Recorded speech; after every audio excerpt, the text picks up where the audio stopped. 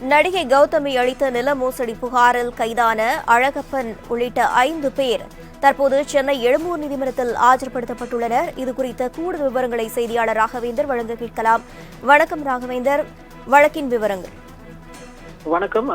சென்னை பெருநகர காவல்துறையின் நடிகை கௌதமி கடந்த செப்டம்பர் மாதம் ஒரு புகார் ஒன்றை அளித்திருந்த அந்த புகாரில் தான் சேமித்து வைத்த ஸ்ரீபெரும்புதூரில் கிட்டத்தட்ட ஒரு 46 ஏக்கர் நிலமானது வாங்கியதாகவும் அந்த நிலமானது தற்போது 25 கோடி ரூபாயாக தற்போது இருப்பதாகவும் அந்த நிலத்தை விற்பனை செய்ய முடிவு செய்த போது சென்னையை சேர்ந்த கட்டுமான நிறுவனர் அழகப்பன் என்பவர் தொடர்பு கொண்டு நிலத்தை விற்க உதவுவதாக கூறியிருப்பதாகவும் அதனை நம்பி தான் நிலத்தை வாங்க நிலத்தை விற்பதற்காக ஒரு பொது அதிகாரத்தை அழகப்பனுக்கு வாங்கியதாகவும் அப்போது அவர் என்னிடம் பல பத்திரங்களை கையொப்பம் பெற்றார், அந்த கையொப்பத்தை நம்பிக்கையின் அடிப்படையில் போட்டதாகவும் தெரிவித்திருந்தார். ஆனால் அழகப்பன் அவரது குடும்பத்தினரும் அதன் பின்னர் எனது கையொப்பத்தை மோசடியாக போட்டும் போலி ஆவணங்களை தயாரித்தும் நிலத்தை அபகரித்து மோசடி செய்துவிட்டதாக அவர் புகாரில் தெரிவித்திருந்தார். இந்த புகாரின் அடிப்படையில் மத்திய குற்றப்பிரிவு போலீசார் வழக்கு பதிவு செய்து இந்த வழக்கில் தொடர்புடைய நில அதிபர் அழகப்பன் உள்ளிட்ட சிலருக்கு போலீசார் பல முறை சம்மன் அனுப்பியிருந்தனர். அந்த சம்மனுக்கு அவர்கள்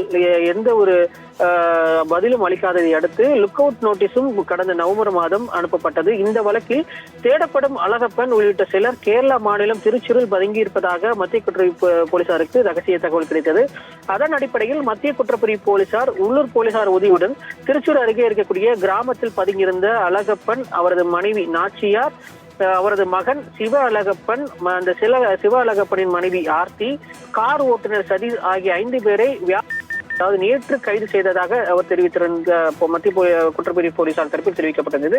இதையடுத்து அங்கிருந்த நீதிமன்றத்தில் ஆஜர்படுத்தப்பட்டு டிரான்சிட் வாரண்ட் வாங்கப்பட்டு அதன் பின்பு இன்று மதியம் சென்னை மத்திய குற்றப்பிரிவு போலீசாருக்கு அழைத்து வரப்பட்டனர். அவர்களும் சில விசாரணையுமானது நடத்தப்பட்டது.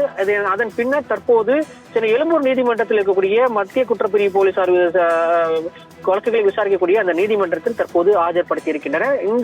இந்த 5 பேரையும் தற்போது ஆஜர்படுத்திய பின்பு அவர்களுக்கு 15 நாள் நீதிமன்ற காவல் அளிக்கப்படும். அதன் பின்பு அந்த காவலில் இருப்பவர்களில் மீண்டும் மத்திய குற்றப்பிரிவு போலீசார் அழகப்பன் உள்ளிட்ட சிலரை போலீஸ் காவலில் எடுத்து விசாரிக்க இருப்பதாகவும் அவர்கள் தரப்பில் தெரிவிக்கப்பட்டிருக்கு. பிரவீனா,